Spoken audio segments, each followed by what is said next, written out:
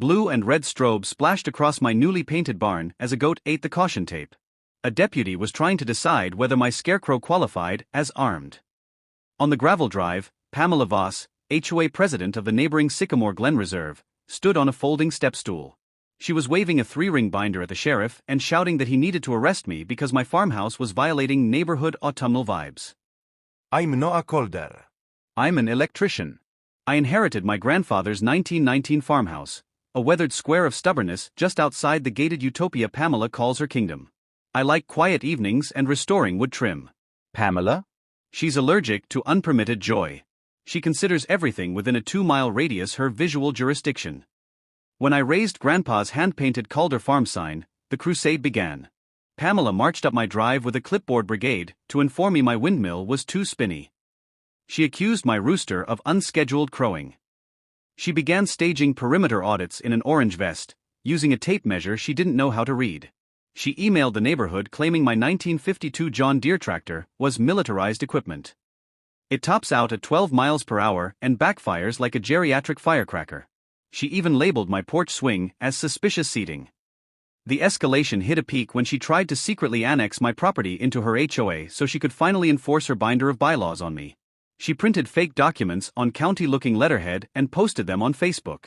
By the end of the month, half the town thought I was a threat to property values just for existing. At 6:41 on a Tuesday morning, Pamela called the cops. Her report? Illegal construction, a weapons stockpile, and hostile pumpkins. 2 patrol cars and a drone arrived. But that morning, Pamela's world collapsed. First, I'm outside the HOA. The property line hasn't moved since 1935. Second, the sheriff found 14 false complaints filed by Pamela in 6 months. Third, she had forged a neighborhood impact order with a clipart seal she found on Google. The county planner arrived and stared at her diagrams for 10 seconds.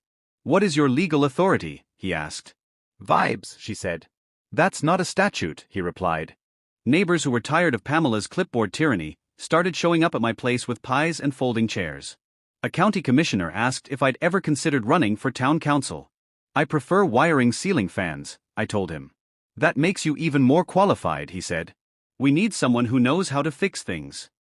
I ran a campaign that fit on a postcard: fix roads, protect farms, leave people alone. Pamela ran against me with a rolling suitcase full of binders and a campaign bus that was just her SUV with magnets. At the debates, she talked about aesthetic cohesion. I talked about the potholes on Maple Street. She called me unqualified. I told the crowd I was a licensed electrician and a volunteer firefighter. A guy who actually lives in the town, not a gated community that pretends it's separate. On November 5th, voter turnout spiked. There was a tractor parade to the polls. 30 farmers decorated their equipment in ribbons and flags. The results posted at 9:12 p.m. I won mayor by 18 points. The crowd gathered at my farmhouse spontaneously. I gave a speech from the porch while the windmill spun behind me like applause. That night, the council passed the Pamela laws, making it a crime for HOA boards to interfere with properties outside their boundaries. The penalties? Fines starting at $500 and criminal charges for repeat offenders. Pamela's sentence was a masterpiece of judicial irony. She was convicted of filing false police reports. She was sentenced to 140 hours of community service, administering the town's livestock fair under my direct supervision. She had to spend her weekends setting up hay bales and managing the petting zoo for the very farmers she had harassed. She's now attending a civics workshop I personally teach called, "Government Isn't Your Clipboard." The grand finale was her public apology at a televised council meeting. She had to stand next to Herbert, the goat she once called a menace. Herbert wore a blue ribbon. He spent the entire apology contentedly chewing on hay while Pamela read her statement in a monotone voice, refusing to make eye contact. She whispered that it wasn't fair as the gavel fell. But out here on the farm, the vibes are finally just right. The windmill is spinning, the pumpkins are peaceful, and for the first time in years, the only thing in my milk crate mailbox is the actual mail.